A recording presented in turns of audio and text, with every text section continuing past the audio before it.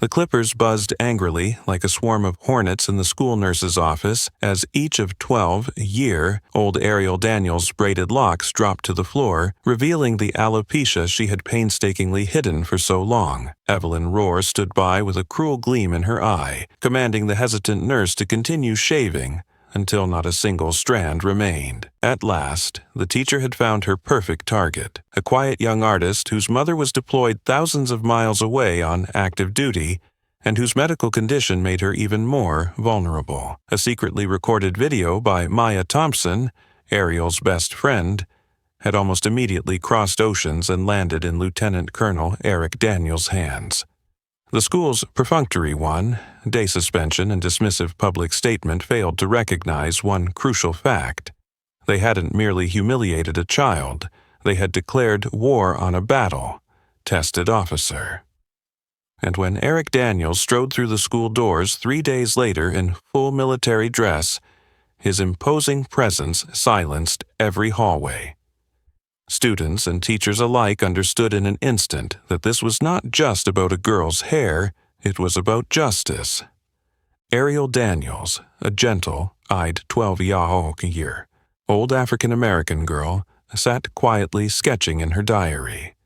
Her long braids had been meticulously arranged to conceal the patchy bald spots lining her scalp, scars of the dreaded alopecia she'd battled since the age of 9. Evelyn Rohr, a strict disciplinarian obsessed with order, stood in front of the class, her cold gaze fixed on Ariel. The staccato click of high heels on the polished floor echoed through the room, ratcheting up the tension. "Ariel Daniels!" Evelyn's voice cut through the silence like a blade, startling the girl into dropping her pencil. "Yes, ma'am," Ariel whispered, eyes fixed on her desk as fear welled in her chest. With a swift motion, Evelyn snatched Ariel's sketchbook and flipped through its colorful pages, her lips curling in disdain. "Are these notes or just doodles? This is exactly why your grades have slipped. Do you really think elaborate hairstyles and childish drawings will get you anywhere?" In truth, Ariel was one of the top students in the class, but she dared not argue. She simply bowed her head and endured. From the back row, Maya Thompson, Ariel's loyal friend, watched with eyes blazing, every muscle in her body tight with anger. Just then, the intercom crackled to life. Principal Thomas Wexley's cold voice announced, "Effective immediately. The school will enforce its dress and grooming code without exception. All students must comply fully." A smug smirk flickered across Evelyn's face. She turned back to Ariel, enunciating each word with calculated menace. "Perfect timing, Ariel. Step up here." Ariel's heart pounded. She stood, legs trembling, and walked to the front of the room under the weight of everyone's eyes. "This," Evelyn proclaimed, circling Ariel like a predator stalking prey, "is a blatant violation of our grooming policy. Your hair is far too long, too elaborate, and utterly distracting." I have alopecia," Ariel stammered, desperation creeping into her voice. "The school office granted me—" "Alopecia?" Evelyn interrupted, voice icy. "Don't use your condition as an excuse to dodge discipline. Either you remove those braids yourself right now, or I'll handle it my way." Tears welled in Ariel's eyes as she choked out, "Please, my mother already spoke to the principal." "Your mother isn't here," Evelyn snapped, grabbing Ariel's arm and hauling her down the hallway toward the nurse's office. "Come along, we'll fix this immediately." In stunned silence, Ariel's classmates watched her forced march down the corridor. Maya, trembling with helpless fury, fumbled for her phone and hit record. Inside the cramped nurse's office, Ariel sat shaking on the examination chair. Evelyn directed Nurse Patricia Adams to fetch the electric clippers. Though Adams hesitated, her conscience warring with her obedience, Evelyn asserted in a commanding tone, "I have full authority." This is a mandatory school policy, Nurse Adams." The clippers sprang to life with a chilling whir, and Ariel's carefully woven braids fell away in clumps, like the strands of her dignity ripping from her scalp. Bald patches and raw skin burst into view, and Ariel's world shattered as tears streamed down her face. "I'm sorry. I can't," Nurse Adams whispered, her voice thick with regret as she lowered the clippers. When Evelyn finally released her grip and strode out, Ariel was left alone in the sterile, cold room, surrounded by the fallen strands of her hair and her pride. Outside the door, Maya ended her recording, hands shaking with grief and rage. She knew that this footage was more than evidence. It was the spark for the fight Ariel so rightfully deserved to win. Outside the nurse's office, Maya quickly slipped her phone into her jacket pocket as familiar footsteps echoed down the hallway. Principal Thomas Wexley appeared moments later, his 58-year-old face creased with the permanent scowl of a man accustomed to smothering scandals before they could become full-blown crises. "What on earth happened here, Evelyn?" he asked softly but warily, his gaze flicking to the thick strands of black hair littering the floor. Evelyn Rohr straightened her blazer in an instant, regaining her usual air of icy composure and arrogance. "I was simply enforcing policy, Mr. Wexley. Ms. Daniels has repeatedly violated the school's grooming code. I'm just doing my duty." Principal Wexley frowned. "But she's a child, and this isn't right." "I understand," Evelyn replied, nodding once, her tone almost soothing, though her eyes betrayed no remorse, only irritation at having to justify herself. "I've taught here for 20 years. I know exactly what it takes to maintain discipline." Wexley fell silent for a moment, weighing his words. He knew Evelyn wasn't just a veteran teacher. She was deeply connected with the school board. A full-scale scandal could severely damage the reputation he'd spent his career building, especially now, as he neared retirement and hoped to avoid any messy headlines. "All right," he said finally. "Evelyn, I'm suspending you for 1 day to calm things down. 1 day, then everything goes back to normal." "You really think that will be enough?" Evelyn asked, a hint of sarcasm in her cool voice. "This will blow over fast. A minor misunderstanding about the rules." Wexley emphasized the word misunderstanding, looking at her pointedly. "Take the day off. Let things settle. I'll handle the fallout." Evelyn nodded, a satisfied gleam in her eye as she realized the principal was siding with the school's and his own reputation rather than protecting an innocent student. She exited his office with perfect composure, even allowing herself a small, triumphant smile. Meanwhile, Ariel Daniels sat silently in her mother's car, staring blankly out the window, her small hands clutching the hoodie Maya had handed her. Naomi, her normally vibrant mother, sat beside her, utterly shaken.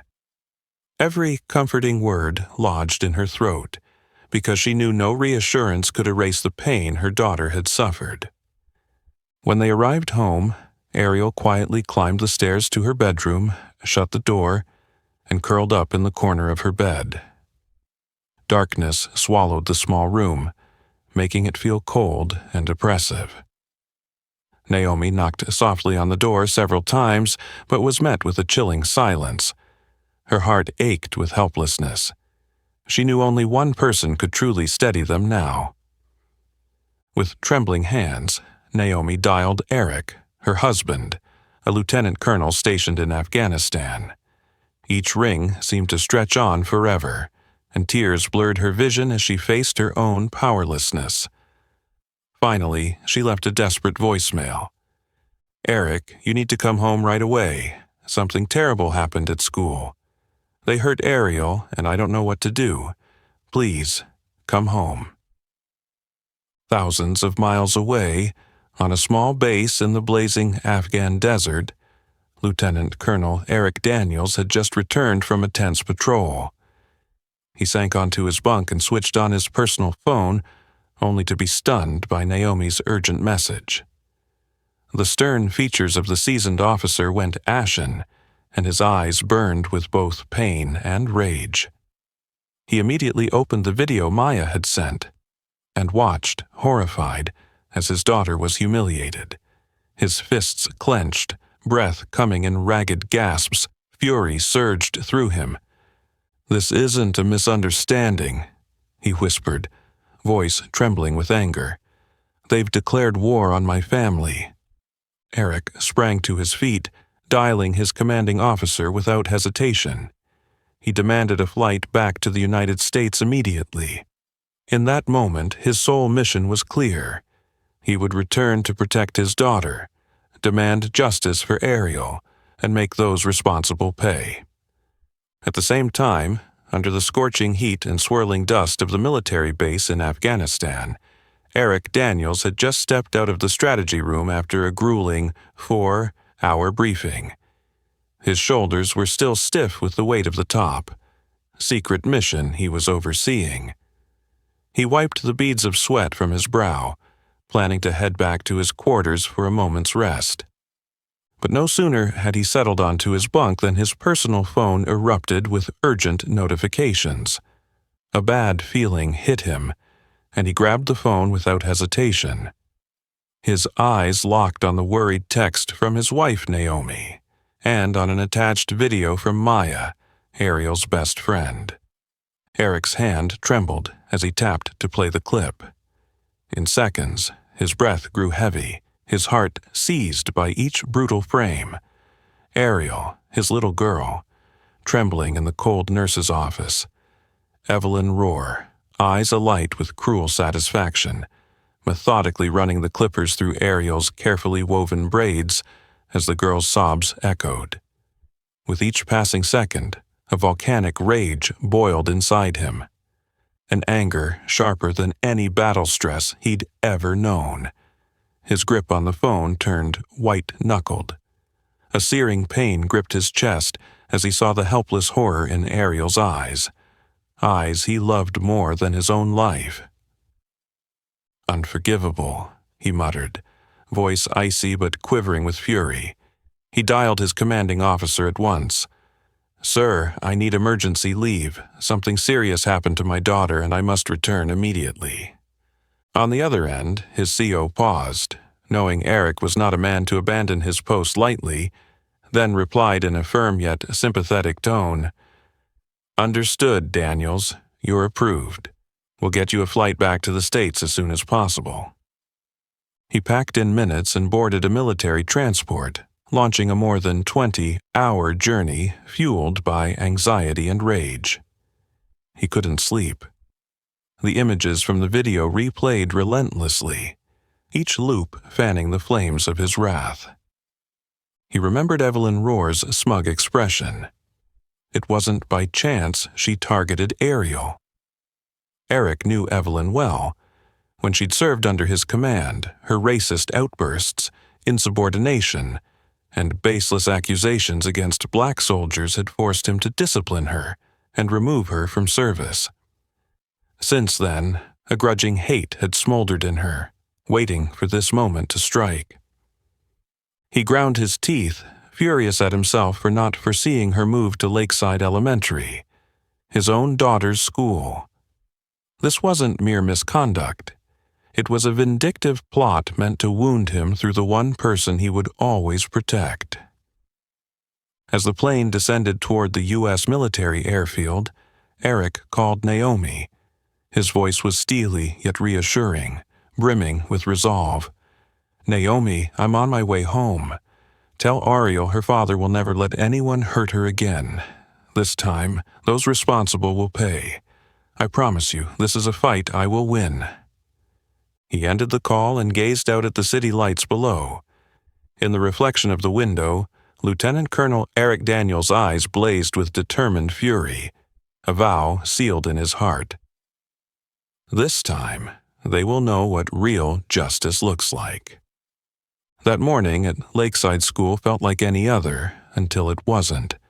A black military vehicle suddenly rolled to a stop in front of the school gates, drawing the curious gazes of hundreds of students waiting to head inside. The door swung open, and Lieutenant Colonel Eric Daniels stepped out in full-dress uniform, his face cold but radiating authority. His purposeful footsteps echoed down the familiar hallway, and the entire school fell into an uncanny hush. Students froze in place, pressing against the walls with eyes wide in equal parts, shock, respect, and a touch of fear at the imposing presence of the soldier. Eric didn't pause or glance around. His gaze was fixed on one destination, the teacher's lounge, where Evelyn Rohr still sat, savoring her false peace. Without warning, the lounge door burst open. Inside, Evelyn was casually cradling a steaming cup of coffee and chatting with a few colleagues. The instant her eyes landed on Eric, every movement froze as if time itself had stopped. "Lieutenant Colonel Daniels," Evelyn said softly, attempting to mask the tremor in her hands gripping her mug. "You still remember me, Evelyn," Eric replied in a low, icy tone, his eyes as sharp as bullets aimed straight at her. "I thought you'd forgotten who once commanded you at Fort Benning." The other teachers recognized the danger in the air and hastily slipped out, leaving only Evelyn and Eric alone in the suddenly suffocating silence. The moment the last colleague exited, the room's tension became nearly unbearable. Evelyn forced calm and carefully set her coffee on the table. "I was simply doing my duty as a teacher, Eric. Surely you understand the importance of maintaining discipline." "Duty?" Eric stepped forward, flames of anger dancing in his gaze. His voice was low but authoritative. "Forcing a 12-year-old girl with alopecia to shave her head. Was that your duty? You've never changed, Evelyn. You still abuse your power to impose your hateful prejudices on others."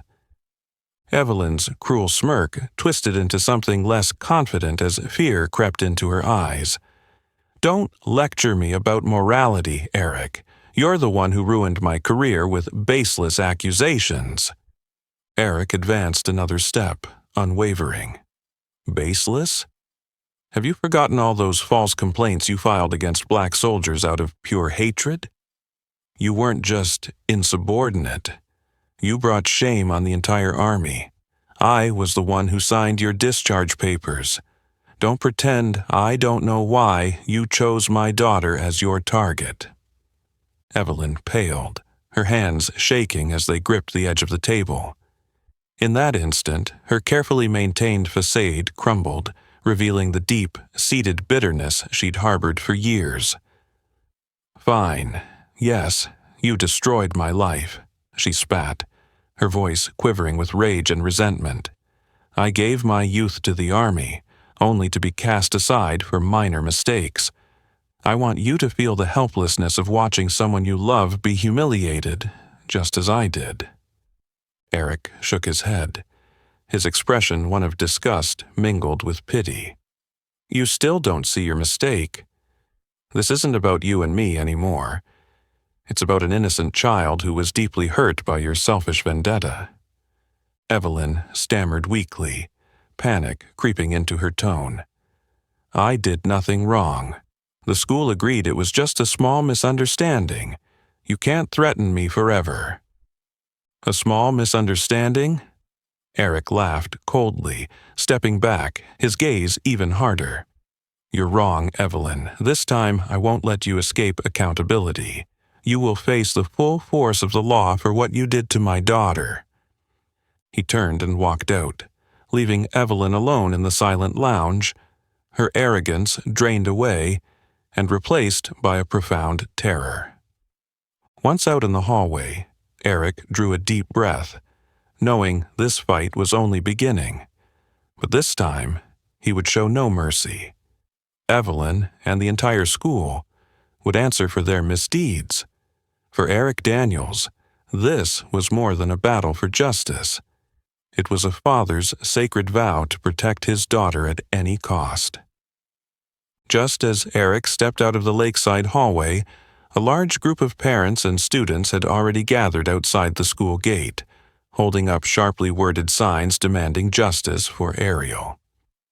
In less than a day, the clip Maya had secretly recorded had spread like wildfire across social media, drawing millions of outraged and sympathetic comments.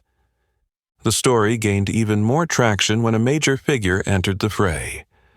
Grace Yamada, one of America's most renowned civil rights attorneys. With decades of experience taking on social justice cases, Grace was known for her razor, sharp strategy, decisive action, and remarkable effectiveness. That evening, Grace sat in her office, replaying Maya's video. Her face showed both anger and resolve. After a few thoughtful minutes, she looked up at Eric and Naomi, who sat across from her, and said firmly, "I'll take this case, Mr. and Mrs. Daniels, and let me be clear from the start. This is not a minor misunderstanding. It's a clear act of personal vengeance, and we will expose it."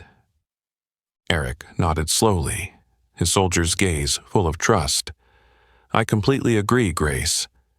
Evelyn deliberately singled out my daughter for revenge." Grace jotted a few notes in her pad, then looked up sharply. "Can you tell me more about your history with Evelyn?" Eric exhaled, his expression tightening as he recalled the unpleasant past. "She served under my command at Fort Benning. Evelyn carried a racist mindset, regularly incited conflicts, and made baseless accusations against black soldiers. I was the one who signed her disciplinary papers and forced her out of the army. She's harbored hatred for me ever since." Grace nodded, her eyes cold but satisfied. "Then we have more than enough to prove her personal vendetta. Maya's video is just the beginning. We'll compile full evidence, witness statements, and Evelyn's military record to build an airtight lawsuit. This time, she cannot escape responsibility." The very next day, Grace held a public press conference outside her law office, drawing dozens of reporters from around the city. With calm yet powerful delivery, she announced, "What happened at Lakeside School is far more than a matter of discipline or dress code. It is a personal revenge, a hate-driven act, and a gross abuse of power. We will pursue every legal avenue to secure justice for Ariel Daniels and her family." Grace's declaration ignited a firestorm. News outlets and social feeds covered the story nonstop. The #sign Justice for Ariel quickly trended worldwide, rallying millions against Evelyn's cruelty and the school's mishandling. Each morning, the scene outside Lakeside swelled with protesters stretching hundreds of yards, their signs reading, "Justice for Ariel," "No Racism in Education," and "Fire Evelyn Roar Now." Parents and students voiced fury and disappointment, demanding Principal Wexley's resignation and criminal charges against Evelyn. Under mounting pressure, Principal Thomas Wexley held another press briefing. His tone remained cold and obstinate. "I reiterate this was an unfortunate dress. Code misunderstanding. The teacher involved was suspended for 1 day, as policy dictates. I urge everyone to remain calm and not overreact." His downplayed remarks only fueled the backlash. Grace immediately fired back at the press. "Principal Wexley is minimizing the incident to protect the school's and his own reputation. We will prove otherwise in court.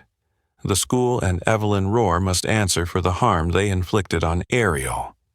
Meanwhile, at home that evening, Ariel sat quietly at her computer, reading the outpouring of support from millions of strangers.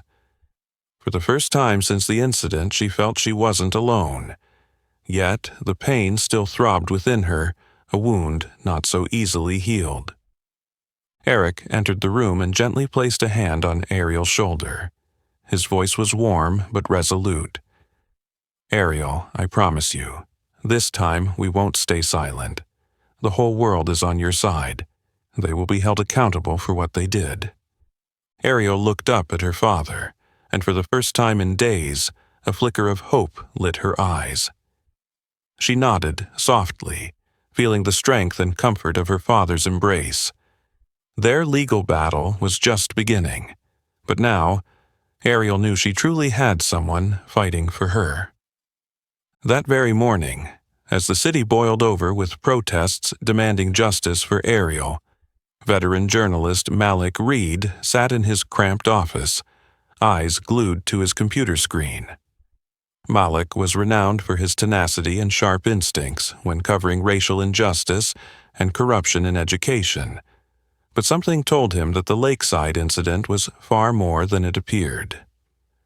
For days, Malik had pored over financial records, internal memos, and leaked emails from staff at the supposedly pristine school. Each layer he peeled back revealed a darker web, an institutional cover, up hidden beneath a veneer of respectability. Late that afternoon, Malik stumbled on a bombshell, a clandestine line item in the school board's accounts labeled Special Legal Defense Fund. His heart pounded as he realized this was the key he'd been seeking, a slush fund set up to shield teachers and administrators accused of racism or other serious misconduct. The deeper he dug, the worse it got. Over the years, this fund had quietly paid out hundreds of thousands of dollars to bury discrimination scandals, forcing families to sign non-disclosure agreements in exchange for silence. Malik exhaled sharply, anger flickering in his voice as he whispered to himself, "This is no isolated incident. It's a system built to protect people like Evelyn Rohr." Just then, his phone buzzed. An unfamiliar voice crackled on the line, hesitant but resolute. "Mr. Reed, I'm Alex Baker, IT technician at Lakeside. I have something you need to see." Within the hour, Malik met Alex at a small downtown cafe. Alex, young, soft-spoken, but with sharp eyes, opened his laptop and played a security camera clip he'd secretly rescued from the school servers. "Watch closely," Alex murmured, glancing around nervously. "Principal Wexley ordered me to delete all footage from that day, but I made a backup. You're the only one who can bring the truth to light." Malik felt the room go still as he watched Evelyn Rohr standing beside Ariel in the nurse's office, clippers in hand, a twisted satisfaction lighting her eyes as Ariel's braids tumbled to the floor. Though the clip was silent, Ariel's silent, pleading posture and Evelyn's relish were unmistakable.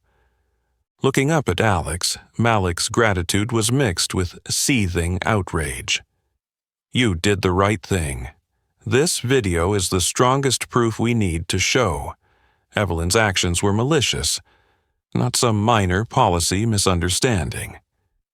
Alex exhaled with relief, yet still trembled. "I know the risk I'm taking, but I couldn't stay silent. Evelyn and her protectors must be held to account."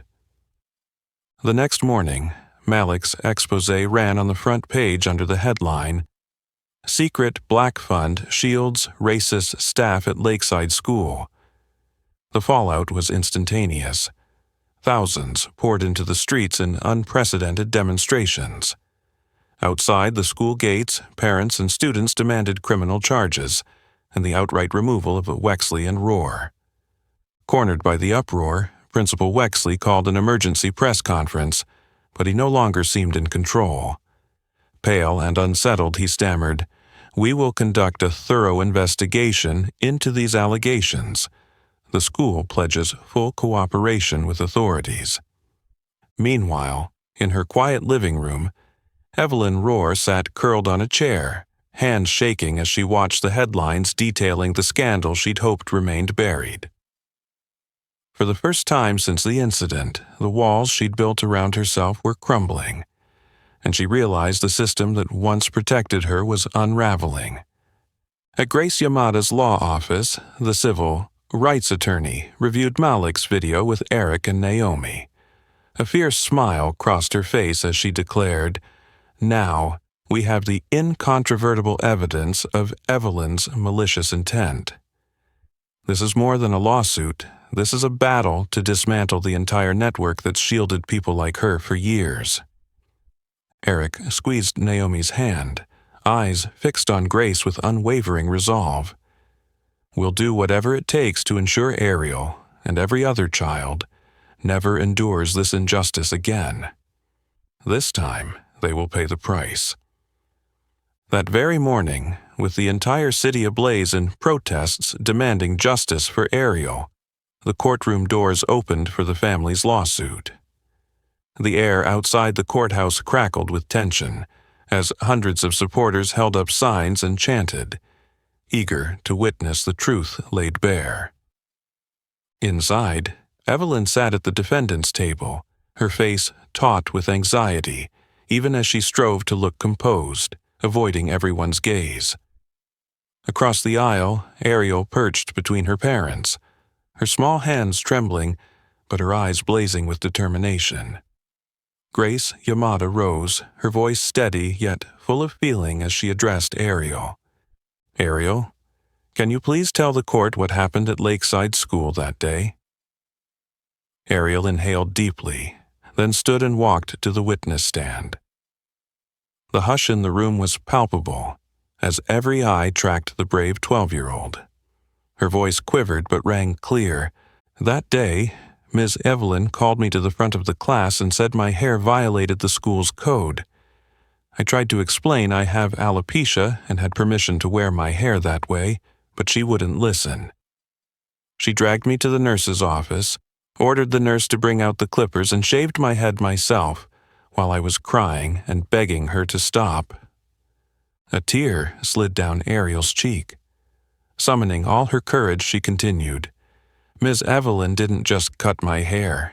She humiliated me in front of everyone. I know she did it to get back at my dad."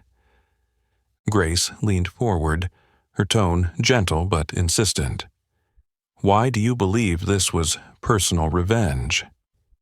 Ariel met Evelyn's eyes, her voice firmer now. "Because while she was shaving me, she said, 'Your father will know what it feels like to lose his honor.' I didn't understand then, but I do now." A collective gasp rippled through the courtroom.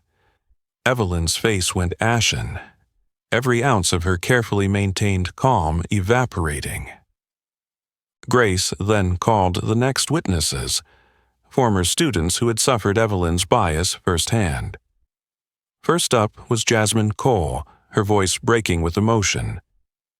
"When I was in Ms. Rohr's class, she forced me to wipe off my makeup because my skin tone wasn't appropriate.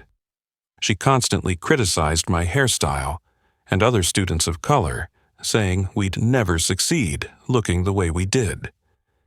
Then came Marcus Harris, his expression grave as he spoke.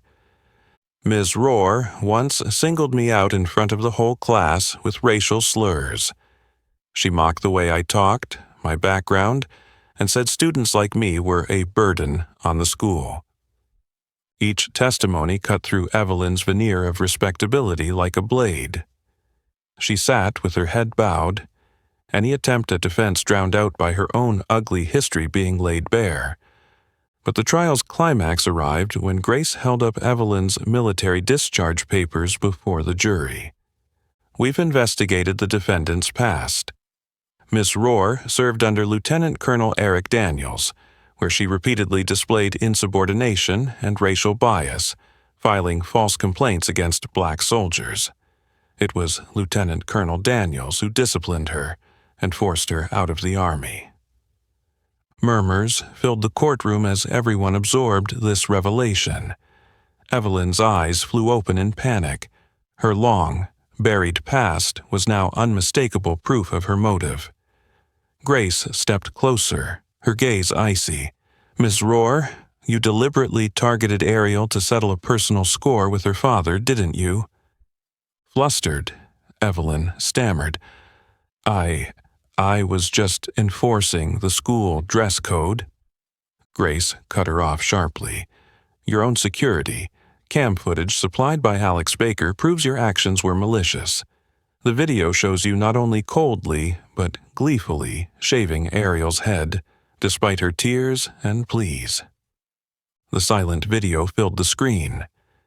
Ariel's helpless sobs and Evelyn's cruel satisfaction hung heavy in the air. The judge rapped his gavel to restore order as Evelyn shrank in her seat, powerless before the torrent of evidence and eyewitness accounts. That day's proceedings ended on an electrifying note. Outside the courtroom, Eric embraced Ariel, pride in his voice. "You were so brave, Ariel. Today you did what many grown-ups could not." Ariel looked up and managed a small, genuine smile for the first time since the ordeal began. She knew the battle wasn't over, but bolstered by her family and community, she was ready to see justice done.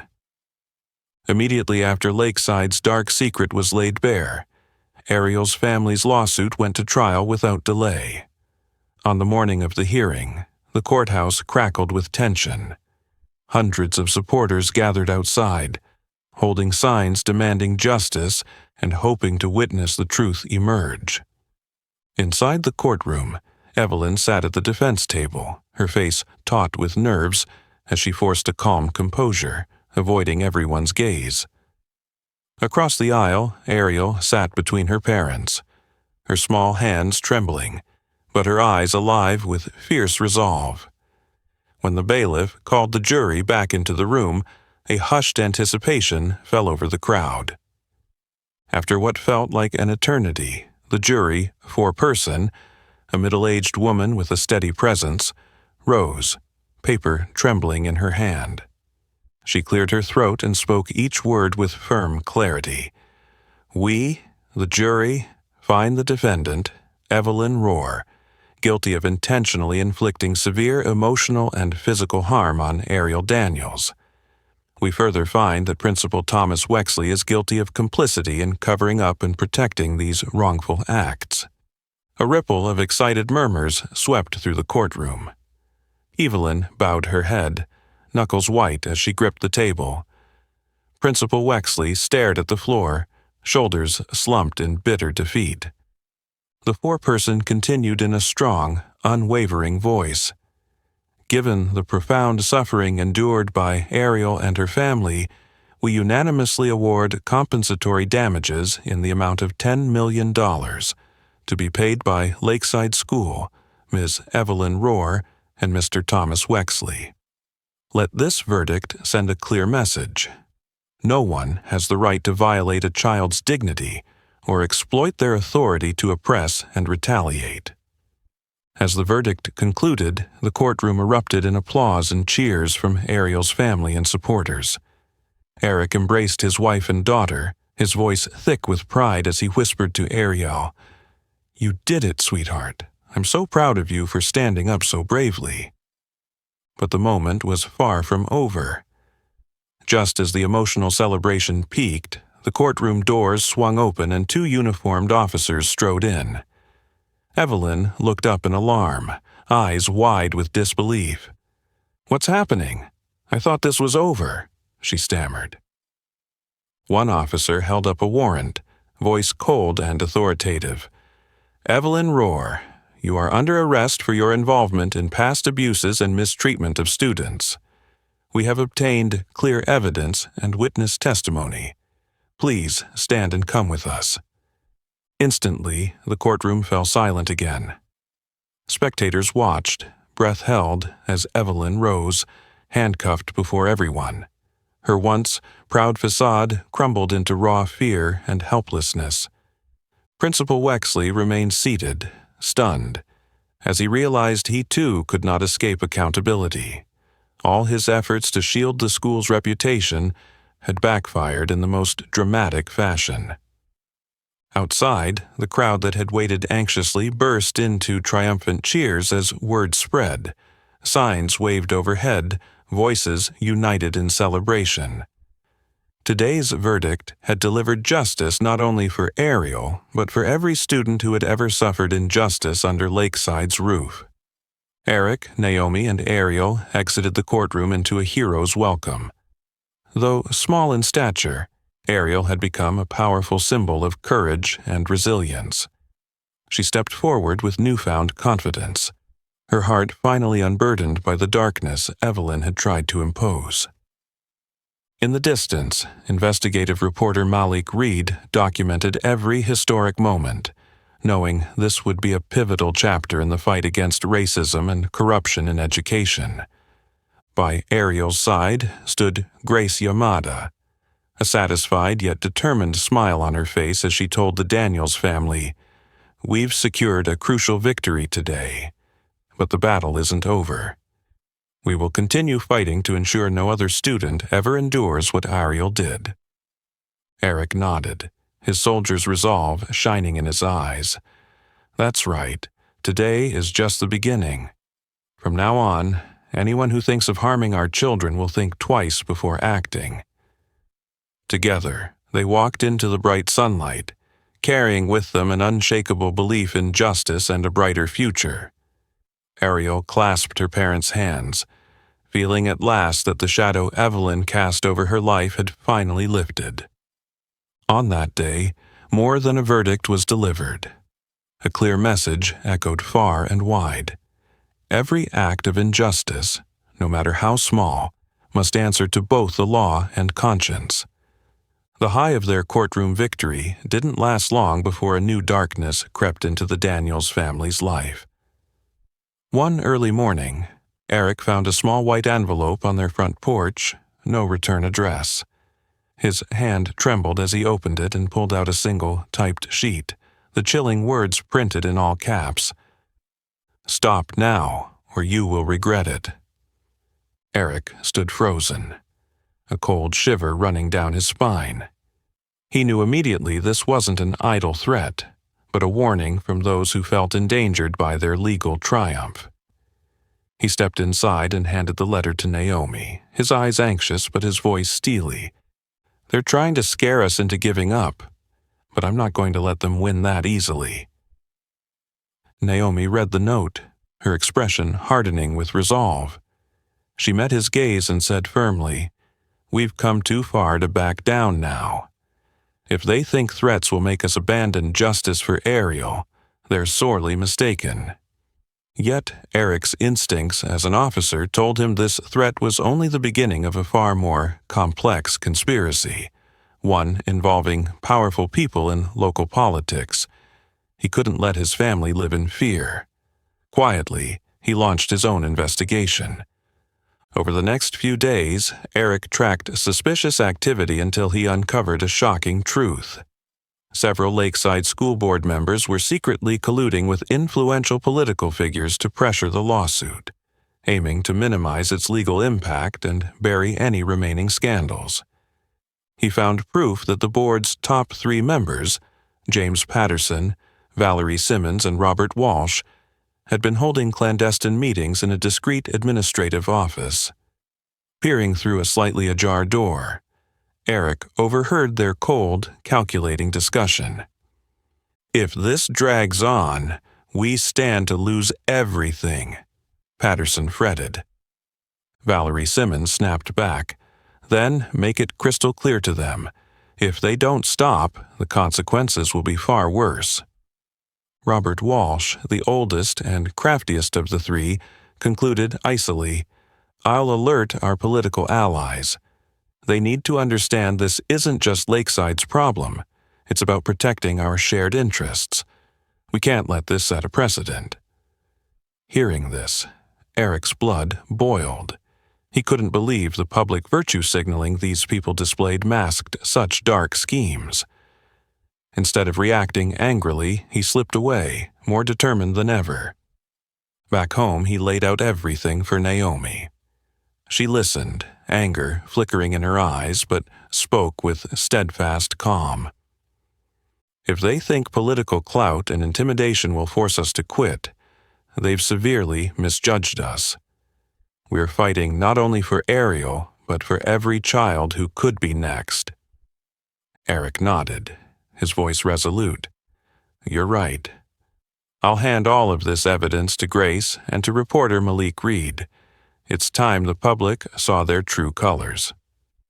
Within days, news of the board's political pressure scheme exploded across the media. Malik Reed published the documents, and the city erupted in outrage once more. People recognized this battle wasn't just the Daniels families. It was a stand against a corrupt power structure. Outside the Lakeside School Board offices, hundreds continued to protest, holding bolder signs than ever. No more abuse of power. Justice for Ariel now. We will not be silenced. Meanwhile, Eric, Naomi, and Ariel met again with Grace Yamada at her law office. Grace looked at them with fierce confidence and declared, "Those who threatened your family have made their biggest mistake. They underestimated the power of truth and justice. I promise you, this time we will make them face the full consequences they deserve." Eric and Naomi exchanged determined glances. Far from intimidating them, the threats had ignited an even stronger resolve. They knew the road ahead would be long and arduous, but now nothing could deter them. And Ariel, small but burning with newfound courage, spoke clearly and bravely for the first time to everyone in the room. "I'm not afraid anymore. I know my parents and everyone else have my back. I will keep fighting until the end." In that moment, the room pulsed with unwavering faith and strength. They all understood. Whatever storms lay ahead, the Daniels family would never back down in the face of intimidation, because they were fighting for truth, for justice, and for every silent victim of injustice. After the Lakeside School Board's dark conspiracy was laid bare for all to see, Naomi realized this wasn't just about protecting Ariel anymore. It was a pivotal moment to stand up for every child who'd ever suffered discrimination in silence. Summoning all the determination and courage of a mother, Naomi decided to step into the spotlight. She agreed to appear on the acclaimed national TV program Voice of America, a show known for tackling America's most pressing social issues. That evening, under the bright studio lights, Naomi sat across from veteran reporter Linda Harris. Naomi's calm yet fiery gaze met the camera as she began. "I'm not here just to talk about Ariel, my daughter. I'm here because Ariel is not the only victim. Out there, countless other children are enduring the same injustices in silence, and we cannot let that continue." Her voice steady but filled with emotion, Naomi recounted the family's ordeal and the decades of cover-ups at Lakeside. She made clear this was more than Evelyn Rohr's personal vendetta or Principal Wexley's complicity. It was a system that had knowingly protected and enabled these abuses. "We claim to live in a society that protects children," Naomi declared. "Yet, we allow those in power to exploit their authority to ruin young lives. I call on all parents, educators, and community members to stand up together and defend every child's rights and dignity." As soon as the interview aired, social media erupted. The hashtags #Justice for Ariel and #Protect Our Children shot to the top of the trends, drawing millions of Americans into the conversation. Shares, comments, and supportive videos flooded every platform, creating an unprecedented wave of public attention. But amid the outpouring of support, a fierce backlash also emerged. Anonymous accounts began downplaying the case, accusing Ariel's family of media grandstanding and calling Evelyn's actions a minor misunderstanding blown out of proportion. The online debate grew more heated by the hour, splitting into two clear camps: those demanding systemic reform in education, and those defending school authority and stability. Yet Naomi refused to back down. She continued appearing on online forums, giving live interviews, and speaking to major news outlets. Her confidence and resolve won her growing public sympathy. In a live press conference, she stated emphatically, If we stay silent in the face of injustice, we become accomplices. I refuse to be silent, and I know I'm not alone. Justice is not something we ask for, it's something we demand and fight for." Her words resonated far and wide, awakening the conscience of many. Thousands of families nationwide shared their own stories of hidden injustices, forming support groups and launching online campaigns to help other students find their voices. Meanwhile, the Lakeside Board and its allies, feeling the pressure, intensified their smear tactics, spreading disinformation in a bid to quell the movement. But each attempt only fueled the public's anger and strengthened their unity. The media battle raged on more fiercely than ever. Clips, images, and courtroom footage circulated constantly, making it impossible for anyone to look away. Day by day, the pressure on Lakeside's leadership and local politicians mounted, forcing them to confront the consequences of their long, suppressed wrongdoing. For Naomi and the Daniels family, their steadfast courage was sparking real change. Eric looked at Naomi with pride, the soldier's resolve shining in his eyes. "You did the right thing, Naomi. This fight isn't just ours anymore. You're giving a voice to everyone who's been silenced." Naomi nodded, her eyes alight with determination and hope. "You're right, Eric. What we're doing now will pave the way for a better future for Ariel, and for every child." And amid the fierce debate, Ariel herself remained unbowed. The once quiet girl had become a symbol of strength and courage in the fight against educational injustice. Looking up at her mother with pride, Ariel spoke softly but firmly. "Thank you for not staying silent, Mom. Because of you, I know I'm not alone, and that my voice can change the world." In that moment, Naomi knew that, no matter how many challenges lay ahead, their unity and resilience would carry the day. Most importantly, she understood that her daughter would never again live in fear. That crisp autumn morning, as the heated debates on social media and in the press showed no sign of cooling, Ariel's story finally reached the highest levels of state leadership.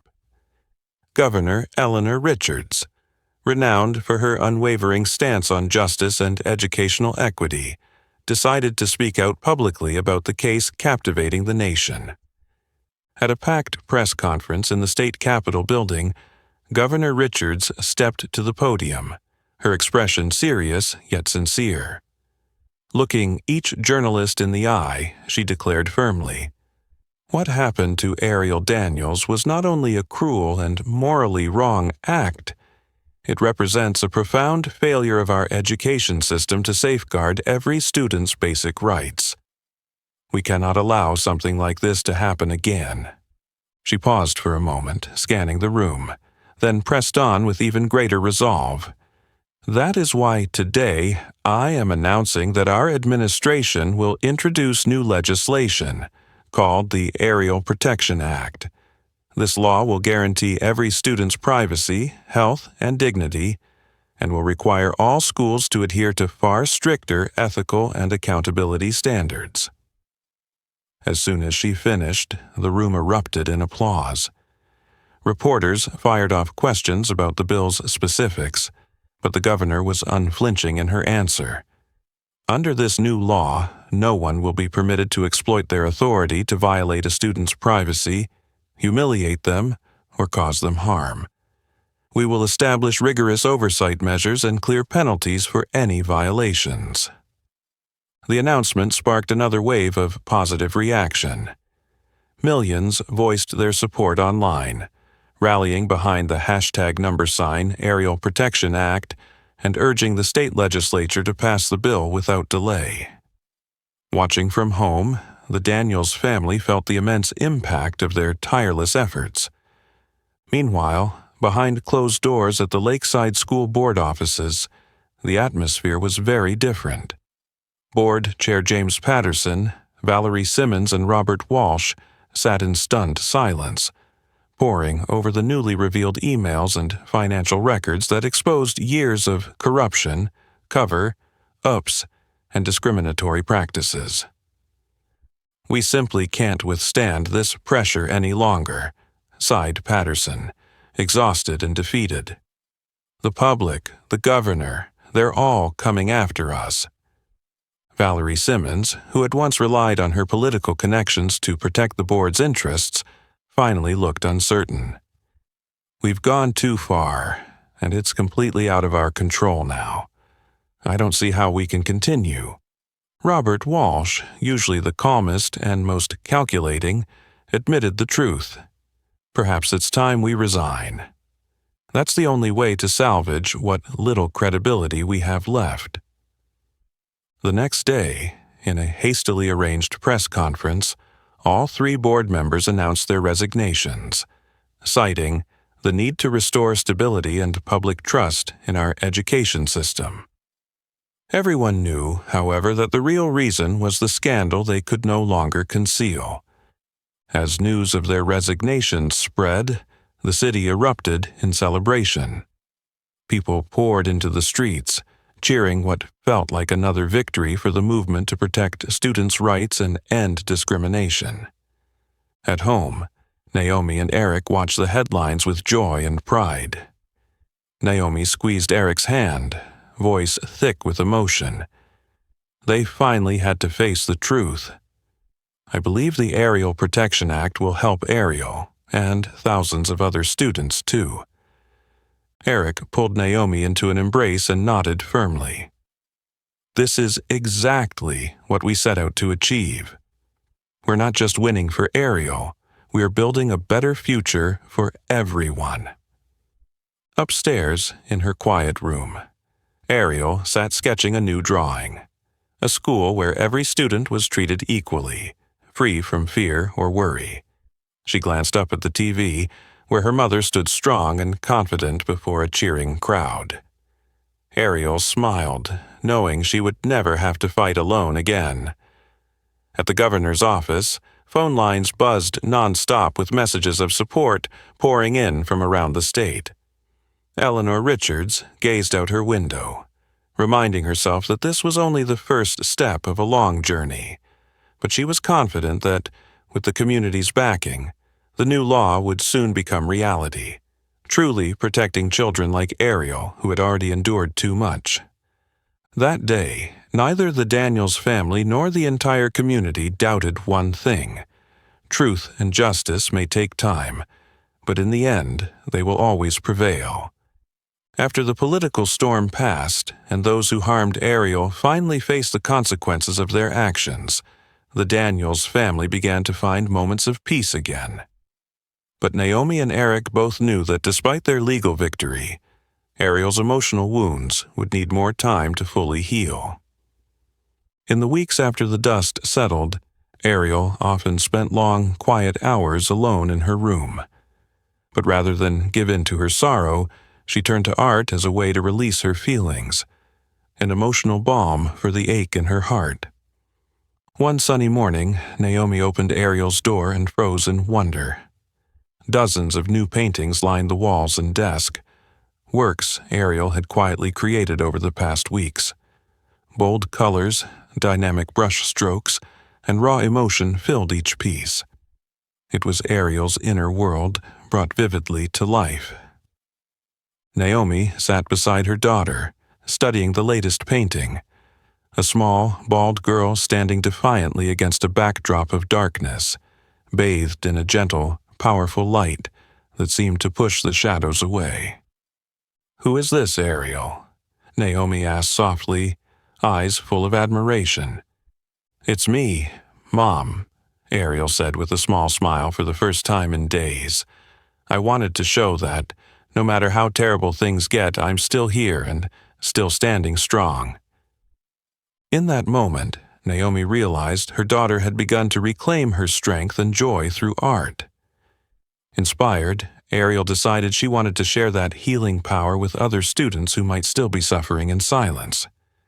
Within weeks, and with enthusiastic support from family and community, Ariel officially launched the Stripped Project, an art therapy program for students coping with trauma. Its goal, help them find their voice and confidence through painting. The program quickly attracted participants from schools across the region. Every weekend, Ariel and her close friends, including Maya Thompson, hosted art workshops in a cozy downtown studio. The space became a haven for students who'd endured discrimination, bullying, or other wounds at school. At first, many youngsters were shy, eyes wide with anxiety. But after just a few sessions, they began to open up, telling their stories through vivid canvases. Ariel was always there to gently guide them, sharing her own story to encourage their courage. "You're not alone," she told each group at the start of every workshop. "We're here to face our challenges together. Every painting you make is a piece of your own strength."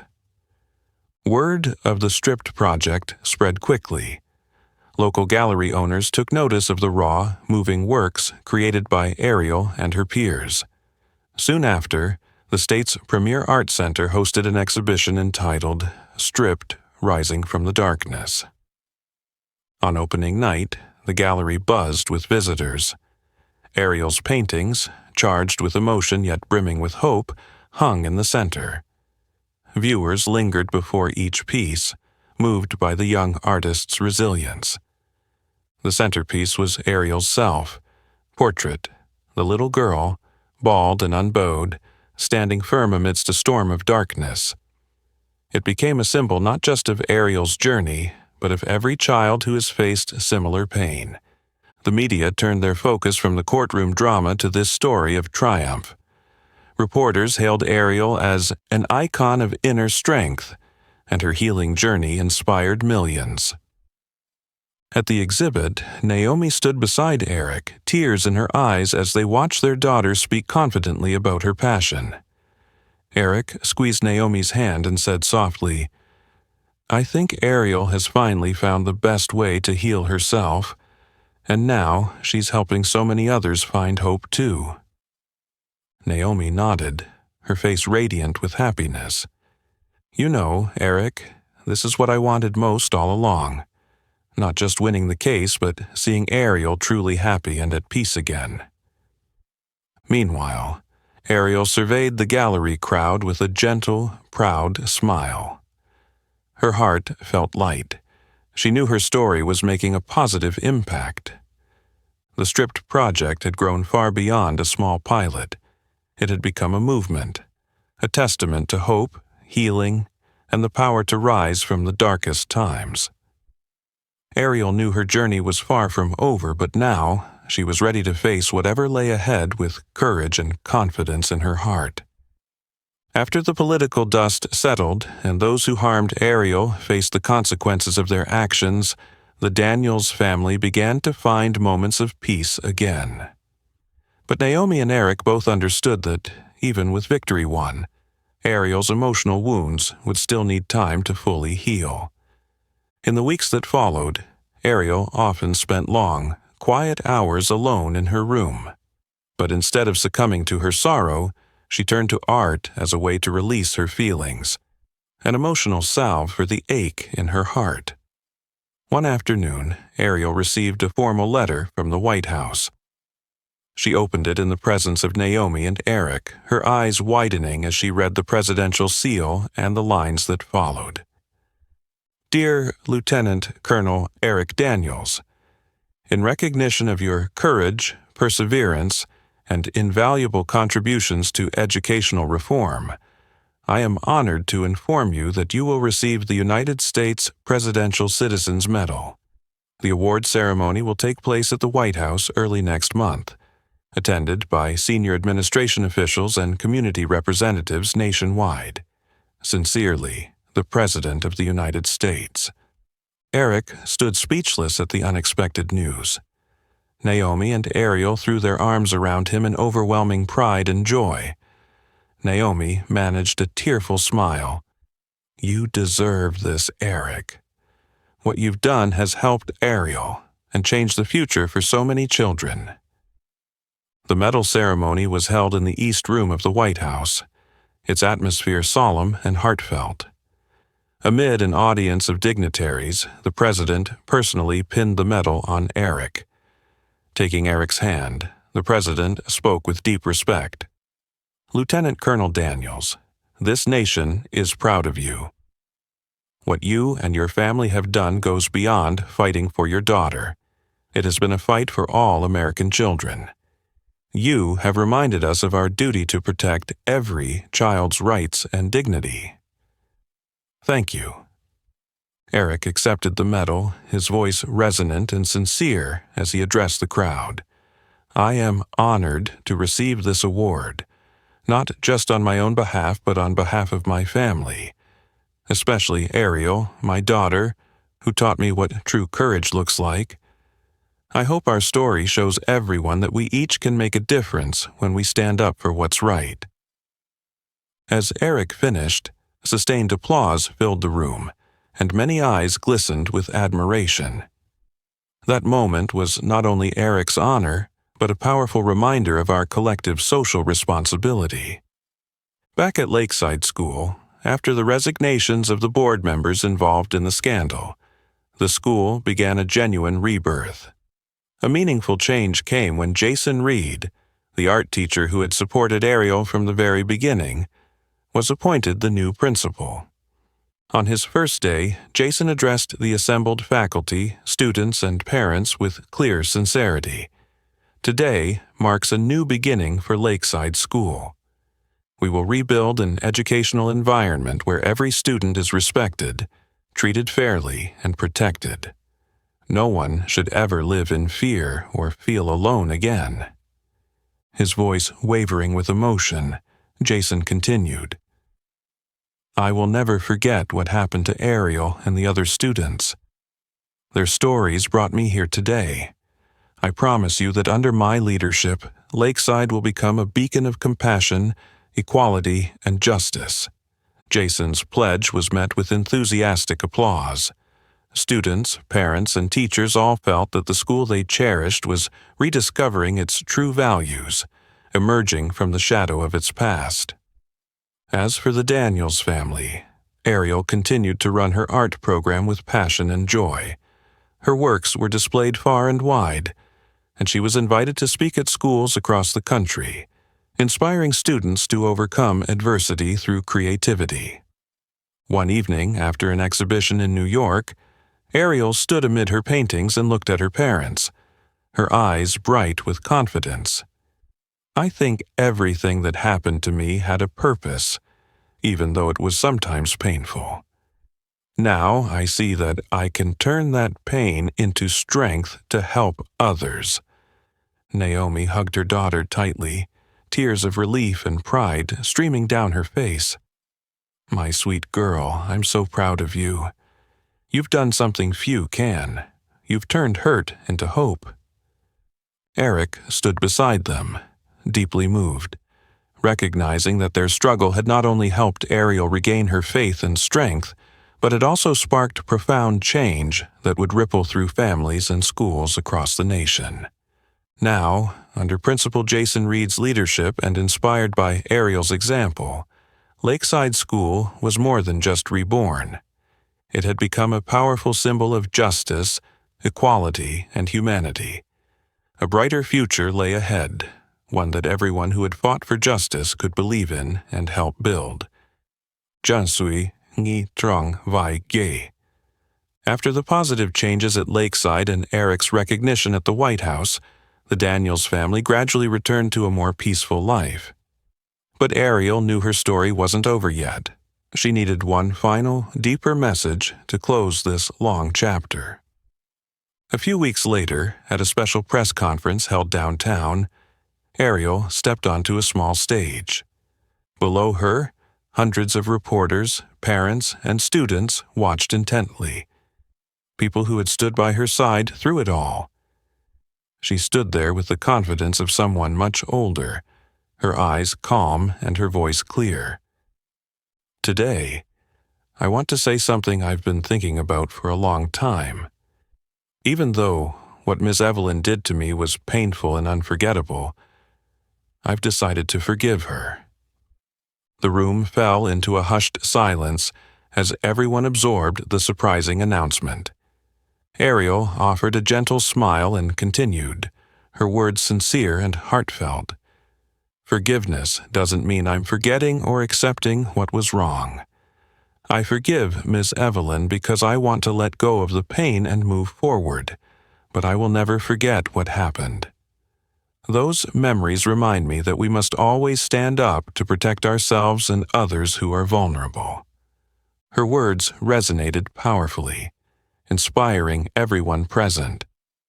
Below, Naomi squeezed Eric's hand tightly, tears of pride and emotion welling in her eyes. Eric leaned over and whispered to his wife, his voice trembling, "She's truly grown up, hasn't she?" In that moment, Ariel looked straight into the cameras and spoke with conviction. "I hope my story helps anyone who's suffering realize you are not alone, and that truth, courage, and forgiveness are far more powerful than hate and fear." A thunderous, prolonged round of applause erupted from the audience.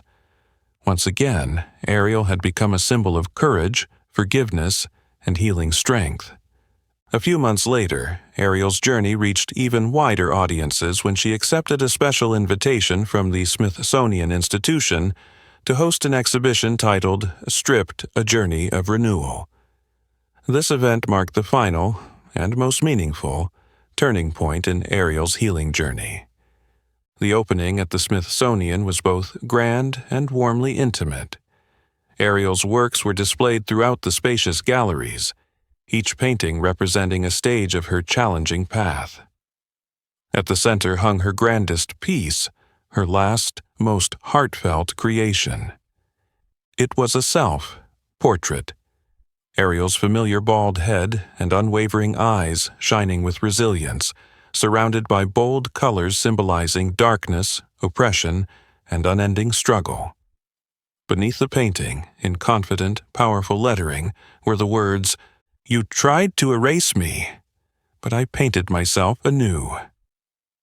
Visitors stood silent before the piece, deeply moved by the extraordinary spirit Ariel conveyed through every brushstroke. In that moment, Ariel's story transcended a personal narrative. It became an enduring emblem of courage, rebirth, and triumph over adversity. Standing beside her masterpiece, Ariel gazed lovingly at her parents, who had supported her through every hardship. Naomi and Eric approached, and the three of them embraced in a touching moment. "Ariel, we are so proud of you," Eric whispered softly. Naomi gently stroked Ariel's head, her voice tender and emotional. "My dear daughter, you've taught me so much, especially about the power of forgiveness and courage. Today, you've completed a healing journey not only for yourself, but for countless others." Ariel looked around at the exhibition's guests, many of whom were moved to tears. She smiled serenely, her heart lighter than ever. The Stripped project had grown beyond a mere program. It had become a movement, a beacon of hope, healing, and the strength to rise from the darkest times. Ariel knew her journey would continue, but now she was ready to face whatever came next, armed with courage and confidence. If this story has inspired you, please like, share this video, and don't forget to subscribe so we can continue spreading powerful messages of justice and compassion. Thank you for watching, and see you in the next story.